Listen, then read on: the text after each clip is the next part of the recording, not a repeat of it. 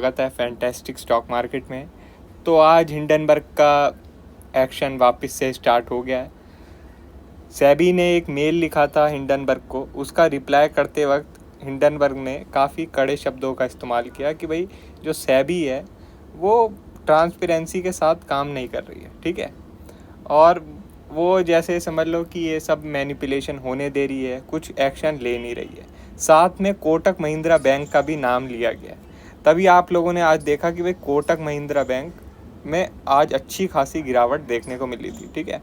एक वक्त पर 3.5% तक डाउन हो गया था, ठीक है।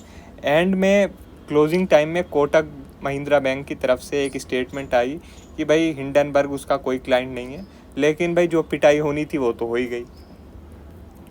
आप लोग देख सकते हैं बैंक निफ्टी आज 500 पॉइंट तक भी गिरा था। क्लोजिंग बेसिस पे 400 पॉइंट गिरा हुआ है, लेकिन वैसे इंट्राडे में 500 पॉइंट तक भी गिर गया था। मगर एक चीज़ है नोट करने वाली कि भाई जो मैक्सिमम जो गिरावट थी वो पहले 1 घंटे में ही आ गई थी। पहले 1 घंटे में ही आ गई थी। उसके बाद बस जो एक रेंज है उसमें ही ट्रेडिंग होती रही। बस एक जो रेंज बनी हुई थी उसमें ही ट्रेडिंग होती रही, ठीक है। और ये चीज़ मैंने आपको टेलीग्राम में ही बताई थी कि भाई जो विक्स है वो कुछ खास रिएक्शन दे नहीं रही थी। आप लोग देख सकते हैं कि विक्स अभी भी 1% डाउन है, ठीक है। तो विक्स कुछ खास रिएक्शन दे नहीं रही। तो भाई चांसेस यही है कि हम एक रेंज में ही रहेंगे। तो आप लोग स्कैल्पिंग का ट्राई कीजिए, आप स्कैल्पिंग करिए। और मैंने आपको बोला भी था कि भाई अपनी जो शॉर्ट पोजीशन है बुक कर लीजिए, ठीक है। 2 बार बोला था। जब एक तो ये जो पहला फॉल आया था तब बोला था, उसके बाद फिर एक अच्छा खासा ज़बरदस्त फॉल आया था तब फिर मैंने आपको दोबारा बोला था कि भाई अपनी शॉर्ट पोजीशन बुक कर लो और स्कैल्पिंग ही करो। और आप लोगों ने देखा भी, स्कैल्पिंग का रिज़ल्ट भी काफ़ी अच्छा रहा आज। अब देखो कल की अगर हम लोग बात करें तो आप एक चीज़ देख सकते हैं, यहाँ पर एक रेंज बन गई है। तो इस रेंज को कोई भी अगर 1 घंटे की कैंडल ब्रेक कर देगी, कोई भी 1 घंटे की कैंडल ब्रेक कर देगी तो यहाँ तक हम लोग आ सकते हैं, ठीक है। यहाँ तक आ सकते हैं जो कि है भाई आपका 51,200 का लेवल, ठीक है। 51,200 तक हम लोग आ सकते हैं। कौन सा लेवल है इम्पोर्टेंट, वो है 51,900, ठीक है। 51,900 के नीचे हम 51,200 तक आ सकते हैं। हमें क्या चाहिए, कोई भी 1 घंटे की कैंडल इस लेवल के नीचे, ठीक है। और आप लोग देख भी सकते हैं कि चार्ट कितना ज़्यादा खूबसूरत दिख रहा है कि भाई यहाँ पर एक अच्छी खासी रेंज है। कोई भी 1 घंटे की कैंडल इसके नीचे हो गया तो क्लियर कट ब्रेकडाउन है, क्लियर कट ब्रेकडाउन। काफ़ी जल्दी हमें 51,200 का लेवल देखने को मिलना चाहिए। अब एक चीज़ बता देता हूँ कि भाई ये जो लेवल है आपका 52,600, ठीक है, 52,600, इसके ऊपर बैंक निफ्टी ट्रेड नहीं करना चाहिए। अगर इसके ऊपर ट्रेड कर रहा है तो भाई समझ लेना कि भाई सेलिंग में कुछ खास दम है नहीं, ठीक है। तो 52,600 का आप लोग ध्यान रखना। 52,600 के ऊपर अगर बैंक निफ्टी ट्रेड कर रहा है तो समझ लेना सेलिंग में कुछ खास दम है नहीं, ठीक है। अब हम ज़रा निफ्टी की बात कर लेते हैं।